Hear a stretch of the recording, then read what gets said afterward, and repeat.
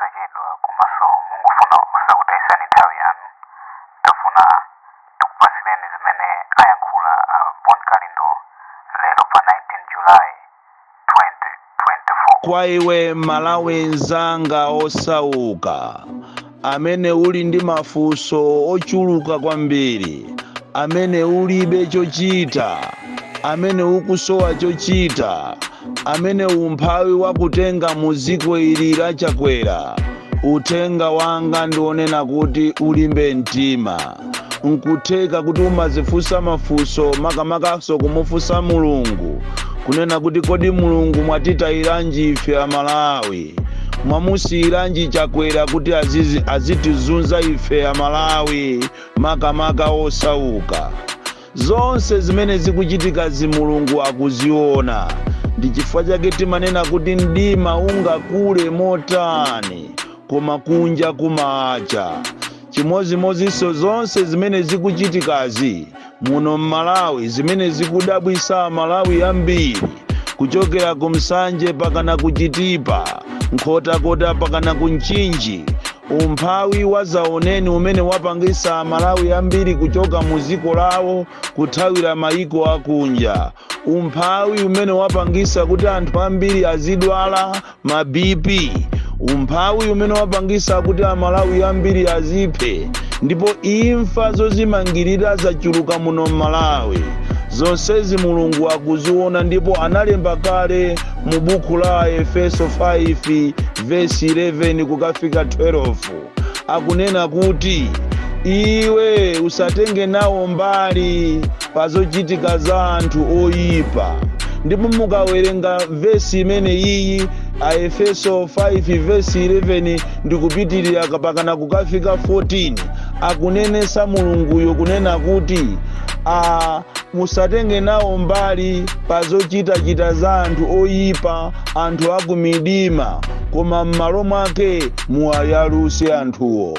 Inenso ndikufuna ndikusimikizireni Amalawi kunena kuti ine posatira verse imeneyi ya Efeso 5 verse 11 pakana kukafika 14, sindingatenge nawo mbali za zichitochito za anthu oyipa, zichitochito za anthu akumidima, koma ndizayima ndikuwayalusa anthuwo. Olokutabwera mfuti 400, olokutabwera mfuti 500, zina kuzigawa mchigawo chakumwera, zina kuzigawa chigawo chakumpoto pakati Eastern Region. Ndicholinga kuti anthu amene akuwapasa achipani mfutiwo aziombera anthu. Ine sindingapange mantha. Ndipo anthu musatidwa m'manyumba kuti mzikhala ngati kwabwera anthu okuba, koma anthu ali achipani cha MCP.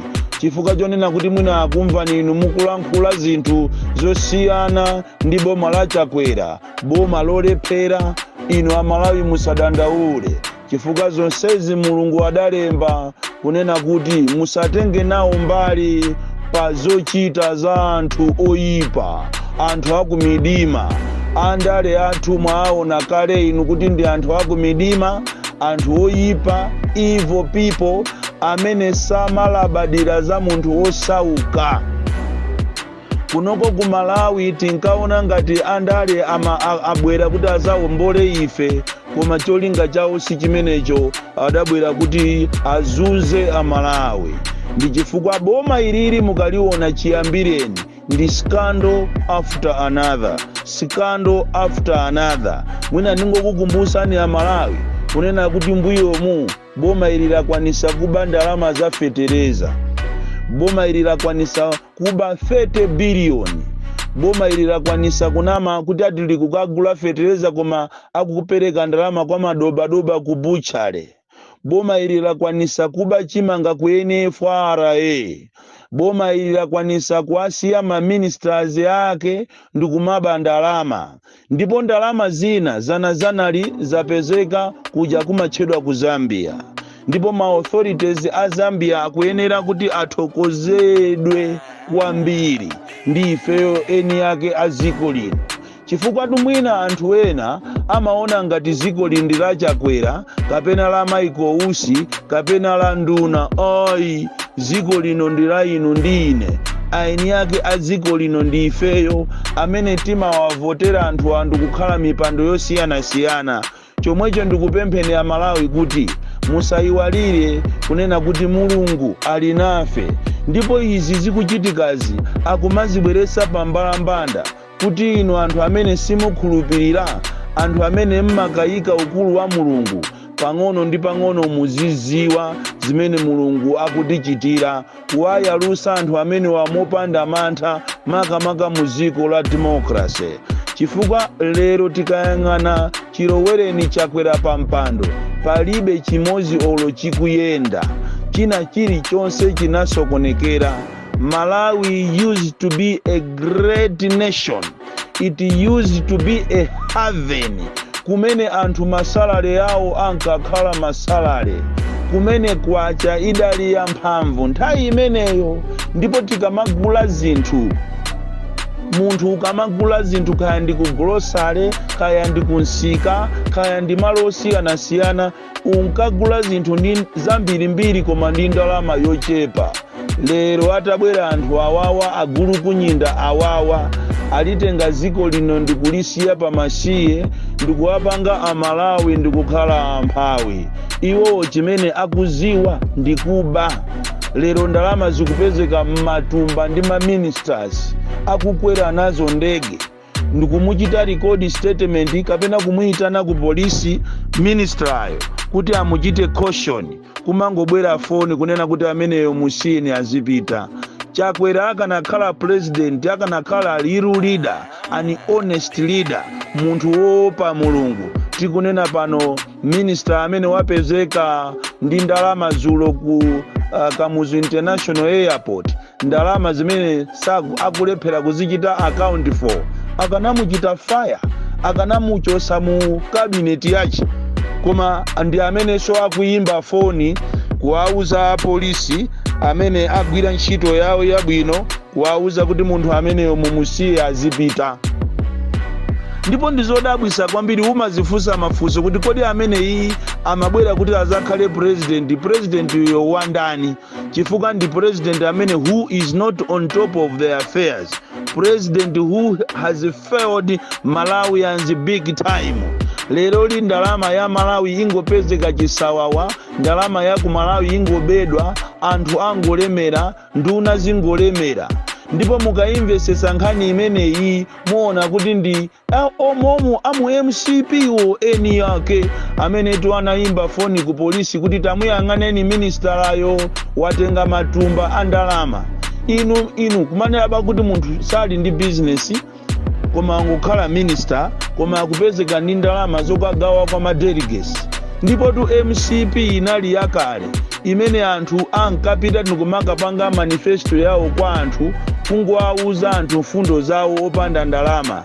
Lero mwaziona ndalama zimene zikuwonongedwa. Kodi ndalama zimene zikuwonongedwa zakakupasapasani niyo madelegates, mukuona kuti mawalo azakupasanisoni? Kutero kwa izi ndi chifukwa chake oziwa za malamulo analesa kuti anthu azipanga kampeni kuzera ku ndalama, kuzera ku mahandi house. Zikusonyeza kuti izi ndi gwero lolephera, gwero limene lingabwerese mavuto muno Malawi, chitukuko sichingabwere chifukwa iwowa ndalama zimene zizi akuchita banki kwa iniyo Amalawi wosauka. Ndipo zosatira zake azayamba kuba mochuluka kuti abwezere ndalama zimene akupereka kwa inu ngakhale kuti so ndizokuba. Choncho mukufunika inu Amalawi musegule m'maso mwanu. Ndipo ndithokoze Amalawi amene apanga ziwawa zulo ku immigration. Iyi ndi sign yonena kuti inu akuluakulu makamaka ma authorities mudziwe kuti Amalawi pang'ono ndi pang'ono ayamba kuluza patience, ayamba kutaya chikhulupiriro mwa inuyo. Ndipo siku lake ndi limodzi limene Malawiyo azalankhule, chifukwa tu mavuto sali ku immigration kokha, kumene anthu akumagona ku immigration ngati ali ku Adimaki. Kalero anthu ankagona ku Adimaki kudikirira chimanga, komano pano zasandukano kunena kuti ngakhale ku Adimaki kukulibeko chimanga, anthu mwina sakugonako. Zasandukano ku immigration kukhalano ku Adimaki kumene anthu akuvutikirako kwambiri. kumene anthu akutengako matenda, kumene anthu akuvutika kuwonongako ndalama zawo chifukwa cha usogoleri olephera. Tikunena panopa china chilichonse muno m'Malawi chinawonongeka. Kuyang'ana amene akuvutikira anthu ogwira ntchito za boma, manesi, apolisi, amasoldiers, anthu ogwira ntchito m'maministries osiyanasiyana, ogwira ntchito ku Ministry of Education, awo ndiye nyanyi. Makamaka amene wabwera m'bale wake wachakwera amene ali chairman wa Teachers Council of Malawi, amene analamula anthu kunena kuti mphunzitsi wina aliyense akuyenera kuti azikhala ndi certificate yophunzitsira. Mphunzitsi wina aliyense sangalowe mkalasi wopanda certificate, osadziwa kuti manager inali filimu yoberaponso ndalama. Mmene akubera ndalama abale ake a president, iyeso wabwera kuzaba ndalama ku Ministry of Education. Tikunena pano maziphunzitsi ambiri akuvutika, sali pa ntchito, sakupita ku ntchito chifukwa adangopereka ndalama zimene zikusowa kupereka ku Teachers Council of Malawi, koma certificate iyo pakana lero mwezi uno mwina wa 5 sinabwere. Koma nthawi imene ankachita kumakalipa, kumapangira kamani kuti anthu apereke ndalama zokuti apasidwe ma certificate okuti azikaphunzitsa. Amene anachita retire mbuyomu ndipo amadalira kapena akudalira kuphunzitsa koma private, pakana lero akungokhala chifukwa chokuti certificate alibe. Ziko limene linalilankaka ndi uchi nthawi imeneyo, koma kwabwera mamafia. Even anthu amene akufuna kuti aphunzire apitise maphunziro awo pasogolo, awatima wachula kuti ma postgraduates. Mukapita ku Mubasi, ku Blantyre imene inali polytechnic, akuchita kulipirisa ma US dollars. Yeti malamulo azachuma muno Malawi kuzera ku Reserve Bank of Malawi amakana kunena kuti kampani ya Malawi izilipirisa anthu kuzera ku ma US dollars. Look here, pakali panopa ndalama ndiyopanda ntchito kwacha inagwa ndi akakulipirise ma US dollars. Anthu akulipira sukulu mwina 14 million kuti munthu upeze degree pa zimene iwe ukufuna kuti mwina zikathandize banja lako. Ndimakumbukira kalero Malemu Saulos Chilima alipo akugwira ntchito ku Celtel. Kampani ya Celtel nayo imagulisa ma units kuzera kuma US dollars.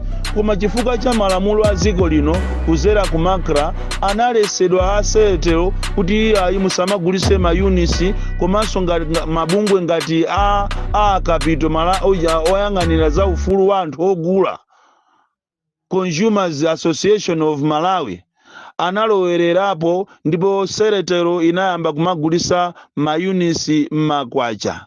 Lero anthu kuti akalipire sukulu amene akuchokera madera ngati ku Mwanza kapena ku Southern Region, ku Nsanje, Mulanje, Blantyre, kuti akalipire sukulu imene ikuchaja ndalama zakuno ku Malawi, ndiye kuti akuyenera apite ku Mzuzu.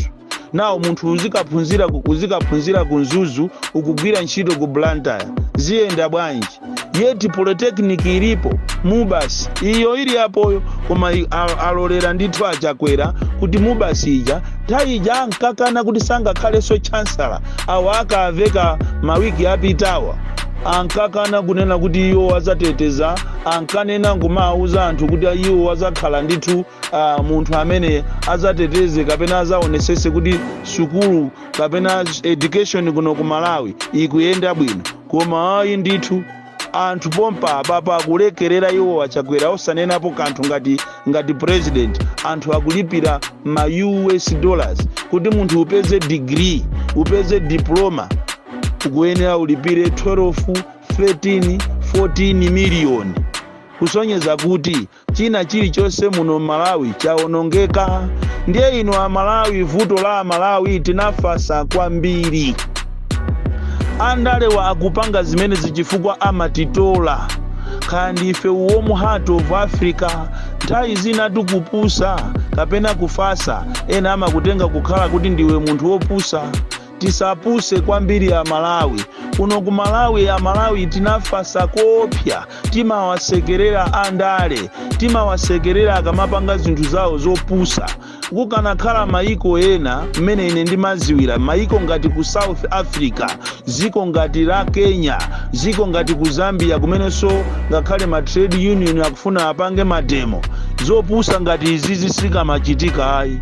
Koma kuno kwa Malawi ndife anthu amantha kwambiri, anachikwangwala, tili ndi mantha, timangolirira m'mimba kumanguti abale chakwera kutizuza, ife pano tikuvutika, tikaitanisa mademo simmatuluka. Ndikupempheni kunena kuti mademo amene tiyitanise posachedwa, amene akhuze anthu azamalonda, ma vendors a business amene akuzunzidwa ndi MRA, komanso mademo amene tikufuna tiyitanise kuti anthu mukaonese mkwiyo wanu chifukwa chokuti aboma akukuzunzani ku immigration, tiyeni tizatuluke. Komanso tikuyitanisa mademo ena ophatikiza pamene popo, mkatikati mwa mademo amene wankhani ina yophatikiza ni nkhani yakubedwa kwa ndalama.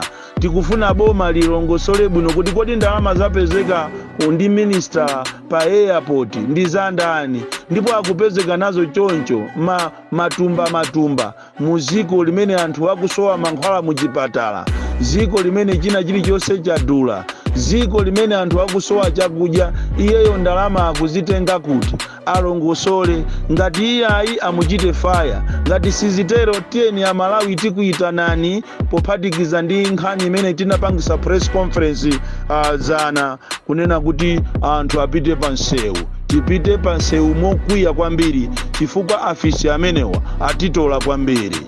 Bon Kalindo the DC, mwana woopsa kwambiri, president wanthu osauka woyamba kuno ku Malawi, from Njeza village, tiye Mabuka, box 76, Mulanje, Malawi, Southern Africa.